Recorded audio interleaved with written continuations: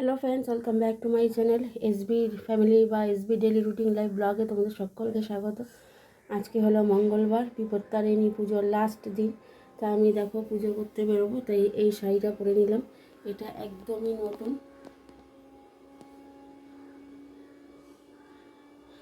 আর ডোরা বেঁধেছি, ফল নিয়েছি 13টা ফল 13টা ফুল।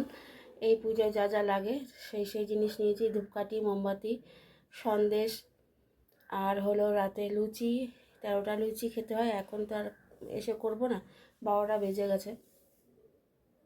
তা রাতে এসে লুচি করব, ছোলার ডাল করব, সবাইকে দেবো। তো চলো, তোমরা কে এই পুজো করো আমাকে কমেন্টে জানিও। একটু হাঁপিয়ে যাচ্ছি কথা বলতে, শরীরটা খারাপ, মানে দাঁতে ব্যথা। দেখো এই পাশটা পুরো ফুলেছে, মানে আমার বছরে 4বার বোধহয় দাঁতে ব্যথা হয় সিজন অনুযায়ী। যেমন সিজন আসে 4বার, তেমন দাঁতে ব্যথাও আমার 4বার হয়। তা চলো পুজোটা দিয়ে আসি মন্দিরে। আর এই জামা কাপড়গুলো কালকের, এগুলো সব ভেজা, হালকা হালকা ভেজা, ঘরে মেলে দিয়েছি। আর এইদিকে তো বিছনাপাটি, এগুলো ইগনোর করো, ছাড়লাম। আর বিছনাপাটি তোলা। তো চলো পুজোটা দিয়ে আসি।